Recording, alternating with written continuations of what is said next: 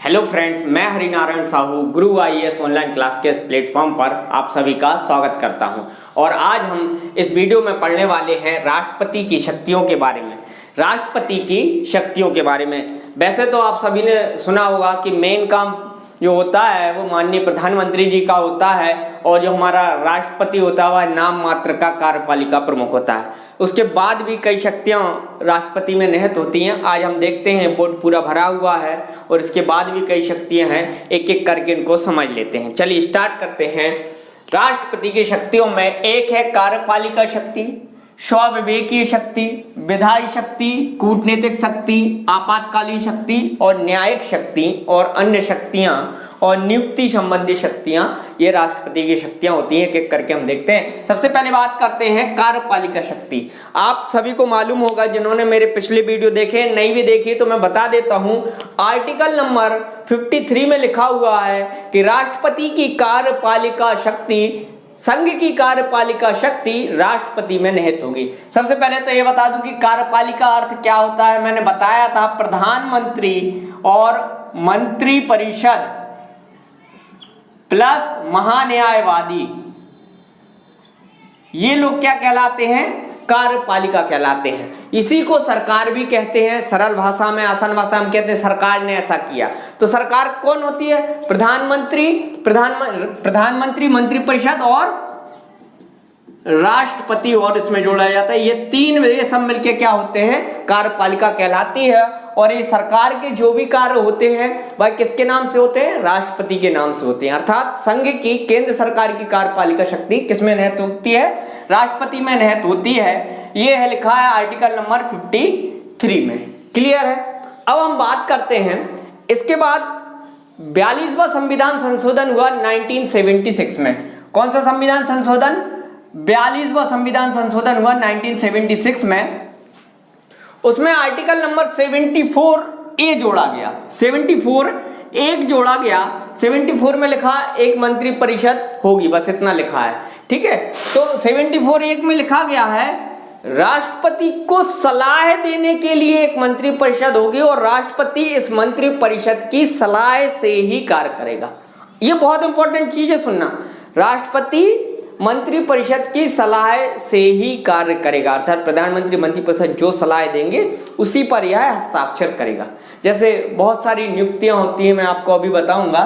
तो अब देखिए क्या, जैसे बहुत सारी नियुक्तियां कौन कौन सी होती हैं। सबसे पहले राष्ट्रपति किसकी नियुक्ति करता है? प्रधानमंत्री की नियुक्ति करता है। जो बहुमत दल का नेता होता है उसे राष्ट्रपति प्रधानमंत्री बना देता है, उसे प्रधानमंत्री की शपथ दिला देता है। फिर प्रधानमंत्री की सलाह पर राष्ट्रपति ही मंत्रिपरिषद की नियुक्ति करता है। किसकी सलाह पर? प्रधानमंत्री की सलाह पर ही। प्रधानमंत्री बोलता है ठीक है, हमें सब इतने मंत्री चाहिए, ये नाम है, आप इनको मंत्री बना दीजिए। प्रधानमंत्री की सलाह पर मंत्रिपरिषद की नियुक्ति भी कौन करता है? राष्ट्रपति करता है। फिर आगे बात करेंगे। अब ये मंत्रिपरिषद बन गई है, इसी मंत्रिपरिषद की सलाह पर राष्ट्रपति कार्य करता है। और किस किस की नियुक्ति करता है? भारत का महान्यायवादी की नियुक्ति करता है। इसका मैं बात करूँ, महान्यायवादी आर्टिकल नंबर 76 में है। भारत के CAG आर्टिकल नंबर 148 में इसका उल्लेख है। ये सारी चीजें अभी हमें पढ़ना है, मैं आगे बताऊंगा। Controller auditor general of India कहलाता है। सुप्रीम कोर्ट व हाई कोर्ट के मुख्य न्यायाधीश और अन्य न्यायाधीश, तो मैंने यहाँ लिख दिया सभी न्यायाधीशों की नियुक्ति कौन करता है? राष्ट्रपति करता है। लेकिन यहाँ सुप्रीम कोर्ट और हाई कोर्ट के न्यायाधीशों की नियुक्ति में मंत्रिपरिषद की सलाह नहीं चलती है। इनके लिए एक जुडिशली अलग कॉलोनियम है, वो सलाह देता है, फिर उनकी नियुक्ति राष्ट्रपति करता है।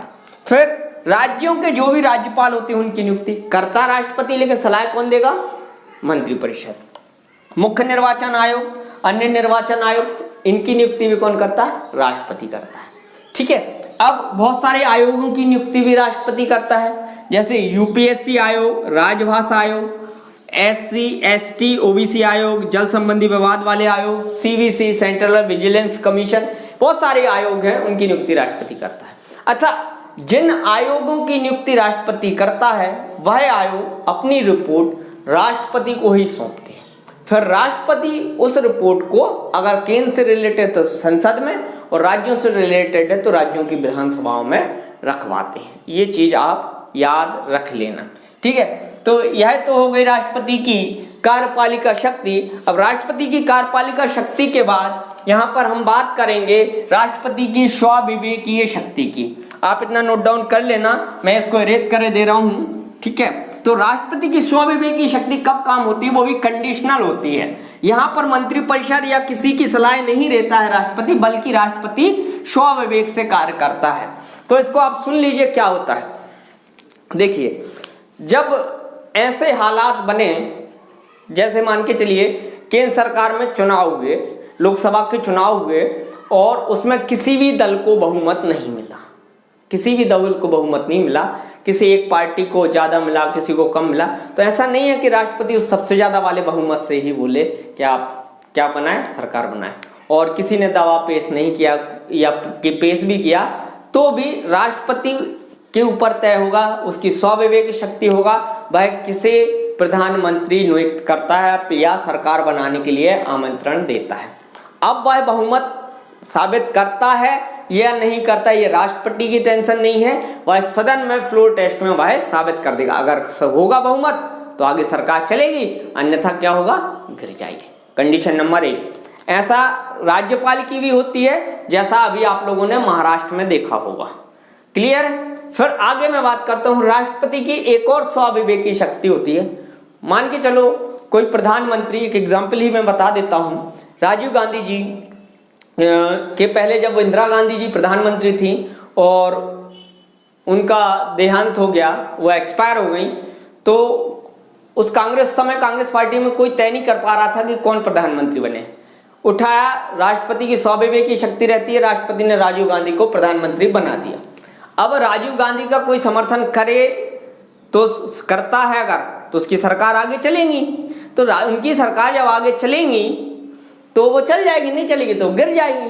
तो क्या हुआ, और उस समय सरकार राजीव गांधी की चल गई। तो राष्ट्रपति ने स्वविवेक से बगैर किसी पूछे प्रधानमंत्री नियुक्त कर दिया। अर्थात जब ऐसी कंडीशन हो कि कोई अपना बहुमत दल का नेता ना चुन पाए, और तब राष्ट्रपति अपने स्वविवेक से किसी को भी प्रधानमंत्री बना सकता है। ये 2 कंडीशन होती है स्वविवेकीय शक्ति में। अब हम बात करते हैं विधायी शक्ति। विधायी शक्ति, विधायी मतलब कहलाता विधि, विधि मतलब कानून बनाना। क्या बनाना, कानून बनाना। तो ये अध्यादेश वीटो शक्ति बाद में देखेंगे। इस विधायी शक्ति में आपको बात करूं, विधि कौन बनाता है, संसद। संसद के अंदर कौन कौन आता है, सबसे पहले आता है राष्ट्रपति। ऐसा है नहीं कि राष्ट्रपति 3 चीजों से मिलकर बनता है। मैं लोकसभा को LS लिख रहा हूं और राज्यसभा को RS। जब ये तीनों मिलते हैं तभी क्या कहलाता है, संसद कहलाता है। अर्थात जब कानून या अधिनियम जो बनता है वह किसके द्वारा बनता है, संसद के द्वारा। और संसद कब कहते हैं उसे, जब ये 3 शामिल हो। अगर ये राष्ट्रपति शामिल नहीं होगा तो वह संसद नहीं कहलाएगी, लोकसभा और राज्यसभा अलग अलग सदन कहलाएंगे। ये दोनों सदन है, ठीक है। तो ये तीनों मिलकर, अर्थात इंग्लैंड में जैसा प्रावधान है वैसा भारत में भी प्रावधान है कि जो हमारी विधायिका है, जो हमारी संसद, उसका अभिन्न अंग है क्या, राष्ट्रपति हमारा अभिन्न अंग है।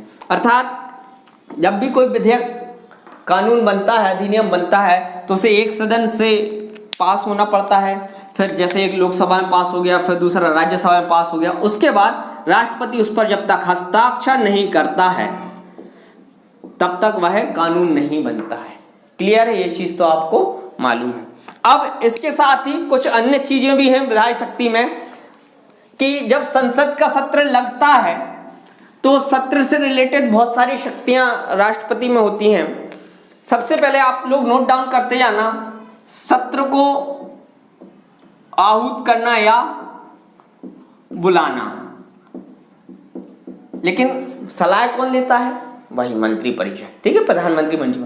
सत्र को बुलाना, सत्रावसान अर्थात सत्र की समाप्ति की घोषणा, ये सब कौन करता है, राष्ट्रपति।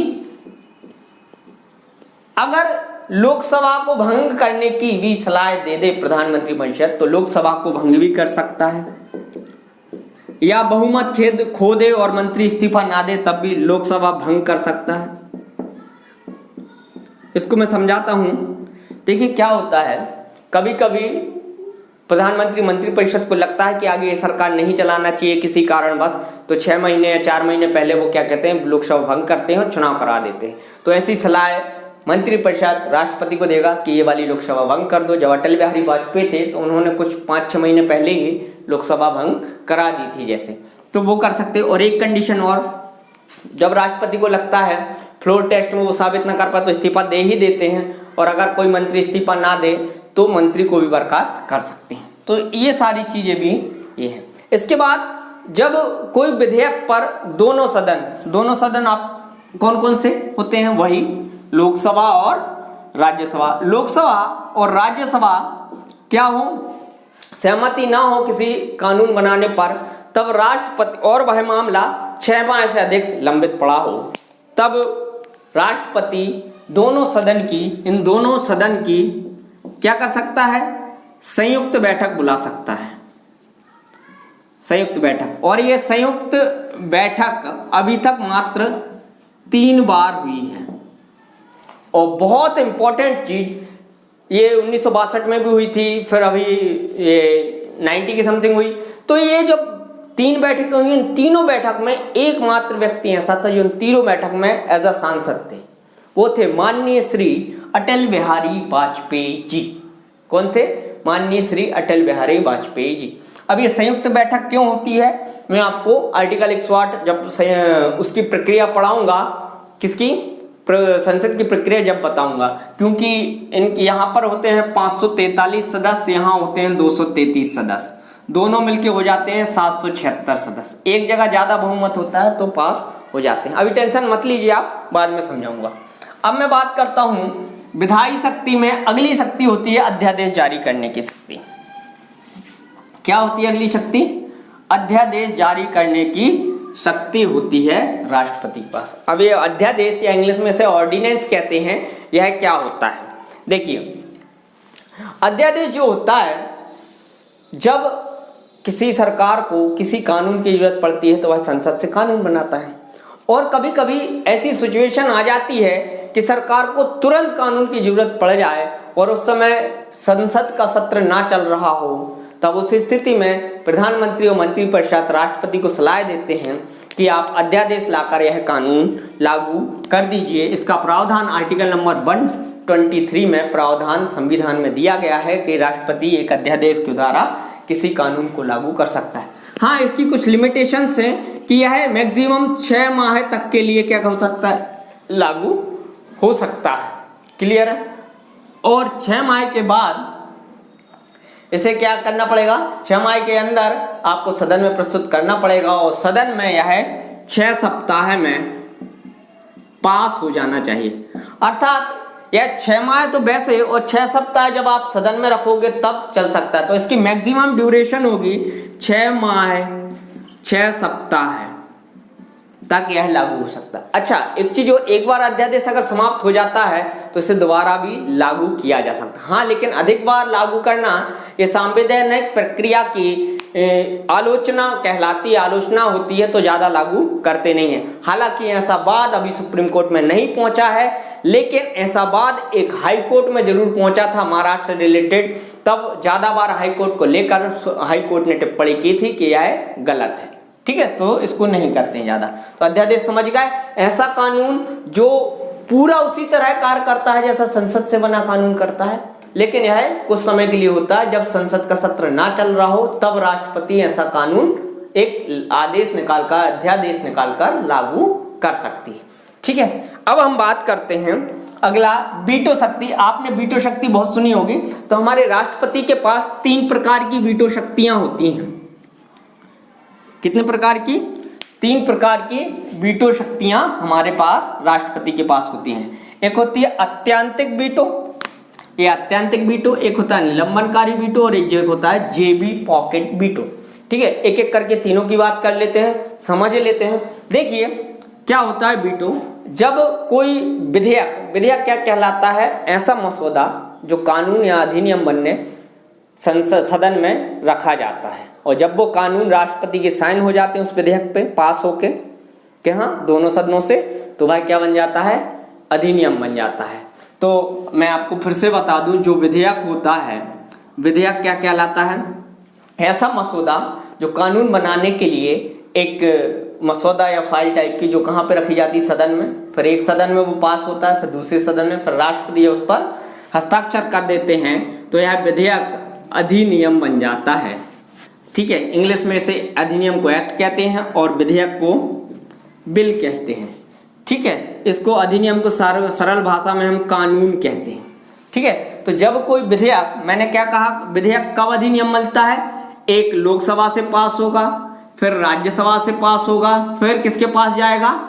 राष्ट्रपति के पास। और राष्ट्रपति जब तक इस पे हस्ताक्षर नहीं करते जब तक वह कानून नहीं बनता। अब जब ये कंडीशन है यहाँ की, जब राष्ट्रपति के पास विधेयक हस्ताक्षर के लिए जाता है तो वह क्या कर सकता है? पहली चीज तो उसको क्या कर देगा? अनुमति दे देगा, तो वह कानून बन जाएगा। दूसरी चीज, वह अनुमति नहीं देगा, क्या करेगा? जब वह विधेयक को अनुमति नहीं देता है तो कहलाता है वह उसने क्या किया? उस मना कर दिया कि हम ऐसा कानून लागू नहीं करेंगे, तो कहलाता अत्यंतिक वीटो। लेकिन आपने सुना होगा कि राष्ट्रपति ऐसे मना नहीं कर सकता। सही सुना है। देखिए, राष्ट्रपति की कंडीशन है, किस कंडीशन में वह विधेयक को अनुमति नहीं देगा? पहली, अगर किसी सरकार ने, जैसे माननीय, मैं उदाहरण के तौर पर अभी बताता हूँ, अभी माननीय प्रधानमंत्री नरेंद्र मोदी जी की सरकार है, वह कोई विधेयक राष्ट्रपति के लिए क्या भेजती है?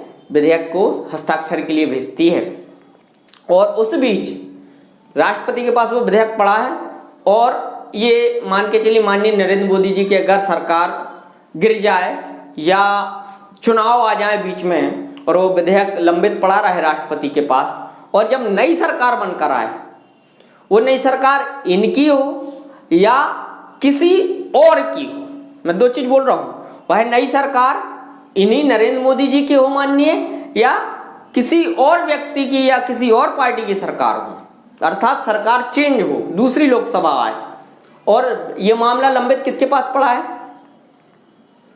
राष्ट्रपति के पास, और वो नई सरकार ऐसी सलाह दे कि विधेयक को अनुमति नहीं देना है, तब राष्ट्रपति इसको मना कर सकता है। अर्थात अनुमति ना देना भी एक नई सरकार जब सलाह देगी तब वह अनुमति नहीं देगा। इसे निलंबन का, इसे अत्यंतिक वीटो कहा जाता है। क्लियर? अब हम बात करते हैं निलंबनकारी वीटो। क्या होता है? जब राष्ट्रपति के पास कोई विधेयक जाता है तो राष्ट्रपति उसे एक बार संसद को वापस लौटा सकता है, पुनर्विचार के लिए संसद को लौटाएगा कि आप पुनर्विचार करिए और फिर भेजिए, कुछ हमें गड़बड़ लग रही है। तो संसद अगर उसमें बगैर किसी परिवर्तन के फिर से संसद के पास जाएगा तो फिर से दोनों सदनों में क्या होगा? पास होगा भैया विधेयक, क्या? ठीक है, तो वहां से फिर से लौटा देता है, तो राष्ट्रपति को अनिवार्य रूप से उस पर साइन करने पड़ते हैं। ये वाला वीटो कहलाता है निलंबनकारी। एक बार निलंबन कर दिया, वापस आ गया तो उसे करना पड़ेगा। फिर तीसरा, जेबी पॉकेट वीटो। देखिए क्या होता है, जब कोई विधेयक राष्ट्रपति के पास पहुंचता है तो संविधान में ऐसा कहीं उल्लेख नहीं है कि राष्ट्रपति कितने समय में उस विधेयक को अपनी अनुमति दे। 1 साल, 2 साल, 1 महीने, 2 महीना, 4 महीने, 10 साल, कुछ नहीं लिखा। तो यह ना लिखा होना राष्ट्रपति को एक शक्ति प्रदान करता है, कि राष्ट्रपति को शक्ति प्रदान करता है कि वह कितने समय तक के लिए उस विधेयक को अपने पास रख सकता है। तो ऐसा माना जाता है कि विधेयक राष्ट्रपति के जेब में चला गया है और राष्ट्रपति ने जेबी पॉकेट वीटो ले लिया, उसे पॉकेट कहते हैं कि जेब में रख लिया, वो नहीं निकलेगा। तो क्या होता है इसमें, राष्ट्रपति रख लेते हैं और ना अनुमति देते हैं और ना इनकार करते हैं और रखे रहते हैं। जब राष्ट्रपति को ऐसा लगता है विधेयक सही नहीं है तो राष्ट्रपति के पास ये बहुत बड़ी पावर है। क्लियर है? बहुत बड़ी है राष्ट्रपति के पास पावर होती है। तो ये वाली विधेयक 3 प्रकार के वीटो राष्ट्रपति के पास होते हैं। अब इतना आप लोगों ने देख लिया, नोट डाउन कर लेना इसको। अब हम इसके बाद यहाँ ऊपर लिखा है राष्ट्रपति की कूटनीतिक शक्तियां। क्या लिखा है? राष्ट्रपति की कूटनीतिक शक्तियां। कूटनीति क्या कहलाती है? देखिए, जब कोई एक देश दूसरे देश से, जैसे अभी आपको मालूम होगा वर्तमान में चीन के साथ कुछ सीमा विवाद चल रहा था, उस चीन के साथ सीमा विवाद में कुछ बैठकें हुई थी और बात हुई थी, और जो भी संधि होते हैं एक देश से दूसरे देश में, मान के चलिए कोई हमने अमेरिका से, पाकिस्तान से, चीन से, नेपाल से, किसी भी देश से कोई संधि करते हैं तो वह संधि राष्ट्रपति के नाम से होती है। अर्थात कोई भी संधि होगी तो किसके नाम से होगी, राष्ट्रपति के नाम से होगी। तो कूटनीतिक शक्ति भी राष्ट्रपति में निहित होती है। फाइनल जो हस्ताक्षर होंगे वो किसके होंगे, राष्ट्रपति के होंगे। अगली बात करते हैं हम न्यायिक शक्ति की। न्यायपालिका से रिलेटेड शक्ति होती है। न्यायपालिका में अंतर्गत सुप्रीम कोर्ट, हाई कोर्ट के जजों की नियुक्ति अलग चीज है, न्यायपालिका अलग है। जो न्याय से रिलेटेड चीज है वह शक्ति की बात करें। सबसे पहले मैं बात करता हूं न्यायिक शक्ति के अंतर्गत राष्ट्रपति के पास सुप्रीम कोर्ट से सलाह लेने की शक्ति होती है। आर्टिकल 143 में इसका प्रावधान दिया गया है। क्लियर है। अब देखिए, राष्ट्रपति को अगर कुछ कानूनी मुद्दे पर या संवैधानिक मुद्दे पर सलाह चाहिए तो किसी व्यक्ति से नहीं मांगे, उसके लिए प्रावधान है कि भाई सुप्रीम कोर्ट से आर्टिकल 143 के तहत बोल सकता है कि हमें इस मसले पर सलाह दीजिए आप। अच्छा, एक चीज और बता दूं, जब राष्ट्रपति सलाह मांगेगा तो सुप्रीम कोर्ट जो है यह बाध्यकारी नहीं है कि वह सलाह दे या ना दे, ये सुप्रीम कोर्ट के ऊपर है। वह मना भी कर सकता कि सर सॉरी, मैं आपको सलाह नहीं दे सकता इस मामले में, ये भी कह सकता। और अगर सुप्रीम कोर्ट ने सलाह दे दी राष्ट्रपति को तो सलाह है वो, अब राष्ट्रपति उसे माने या ना माने वह बाध्यकारी नहीं है, ये याद रखना। फिर अगली बात करते हैं, न्यायिक शक्ति के अंतर्गत राष्ट्रपति के पास क्षमादान शक्ति होती है। तो आपको मैं बता दूं, आप सब देखते हैं राष्ट्रपति के पास दया याचिका लगी है, क्षमा याचिका लगी है, तो एक प्रकार से नहीं होते। राष्ट्रपति के पास 5 प्रकार से 1, 2, 3, 4 और 5 प्रकार की क्षमादान शक्तियां होती हैं जो लोगों को वो दे सकते हैं। सबसे पहला होता है क्षमा, लघुकरण, फिर परिहार, फिर विराम और प्रविलंबन। ये वर्ड एग्जाम्स में पूछे जाते हैं, आपको याद रखना है, इनसे क्वेश्चन बनते हैं, लोग वह कंफ्यूज होते हैं, इसको अच्छे से पढ़ लेना है। कुछ नहीं, देखिए जब क्षमा लिखा है तो इसमें सभी प्रकार के दोषों से मुक्ति दे दी जाएगी, तो यह होता है क्षमा।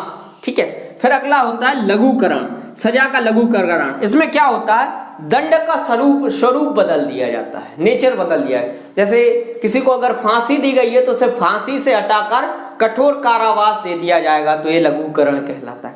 फिर है परिहार, इसमें स्वरूप बदले बिना दंड की अवधि कम की जाती है। जैसे किसी को आजीवन कारावास, कठोर कारावास मिला है तो उसे कठोर और साश्रम कारावास मिला तो उसे कठोर और साश्रम ही रहने दिया जाएगा, आजीवन से 7 साल कर दी या 10 साल कर दी जाएगी। ठीक है, ये चीज होगी। फिर अगला है विराम। विराम कब लगाया जाता है, किसी विशेष परिस्थितियों में सजा कम कर दी जाती है। विशेष परिस्थिति कैसे होती है, किसी को अपंगता हो गई, लकवा लग गया, कोई गर्भावस्था में है, तो इस अवस्था में उसे क्या कर दिया जाता है, सजा कम कर दी जाती है, तो ये विराम कहलाता है। विशेष परिस्थिति, विराम विशेष परिस्थिति में लगता है। फिर है प्रविलंबन। मृत्युदंड क्या है, मृत्यु दंड पर रोक लगती है। और मृत्यु दंड पर रोक क्यों लगती है, जिससे वह आगे सुप्रीम कोर्ट या अगले हायर कोर्ट में या राष्ट्रपति के पास दया याचिका लगाने में कुछ समय लगता है, तो उस पर मृत्यु दंड पर अस्थायी रोक लगा दी जाती है, उसे कहा जाता है प्रविलंबन। क्या कहलाता है, उसे प्रविलंबन कहा जाता है। इतने प्रकार की क्षमादान शक्तियां किसके पास होती हैं, राष्ट्रपति के पास होती हैं। इसके बाद छोटी छोटी अन्य शक्तियां भी होती हैं, और एक बहुत इंपॉर्टेंट है आपातकालीन शक्तियां, जो यहाँ लिखी हुई हैं, मैं यहाँ लिखे देता हूं आपातकालीन शक्तियों के बारे में। तो आपातकालीन शक्तियां मैंने पढ़ा दी हैं। आपातकालीन शक्तियां, ये शक्तियां 3 प्रकार की होती हैं। एक होता है राष्ट्रीय आपातकाल, इसका उल्लेख आर्टिकल नंबर 352 में दिया गया है। समझा रहा हूं मैं अभी इसको डिटेल में, मैंने एक अलग वीडियो बनाया है राष्ट्रीय आपातकाल का, उसकी लिंक इस वीडियो के नीचे मैं दे दूंगा। और एक है राष्ट्रपति शासन, ये है आर्टिकल नंबर 356 में। और एक है वित्तीय आपातकाल, इसका उल्लेख है आर्टिकल नंबर 360 में। ठीक है, थोड़ा सा आपको रिव्यू में दे रहा हूं, और अगर आपको डिटेल वीडियो देखना है तो आप कौन सा देख सकते हैं, मेरा आपातकाल से रिलेटेड एक वीडियो से आप देख सकते हैं। तो राष्ट्रीय आपातकाल कब लगाया जा सकता है? जब किसी देश में युद्ध हो, बाह्य आक्रमण हो या सशस्त्र विद्रोह किया गया हो, तब राष्ट्रीय आपातकाल लगाया जा सकता है। राष्ट्रपति शासन, जब किसी राज्य में संवैधानिक तंत्र विफल हो गया हो, किसी के पास बहुमत ना हो, तब राष्ट्रपति शासन लगाया जा सकता है, जैसे महाराष्ट्र में लगा था अभी। और ये वित्तीय आपातकाल है, जब सरकार के पास वित्तीय संकट उत्पन्न हो जाए तब ये आपातकाल लगाया जा सकता है। अब आपातकाल को डिटेल में समझने के लिए मेरा वीडियो देख सकते हैं, मैं लिंक डिस्क्रिप्शन में दे दूंगा। और यह थी राष्ट्रपति की बहुत सारी शक्तियां। अगर यह वीडियो आपको पसंद आए, अच्छा लगे तो इसे लाइक और शेयर जरूर करें और दूसरों के लिए भी प्रमोट करने के लिए भेजें। धन्यवाद।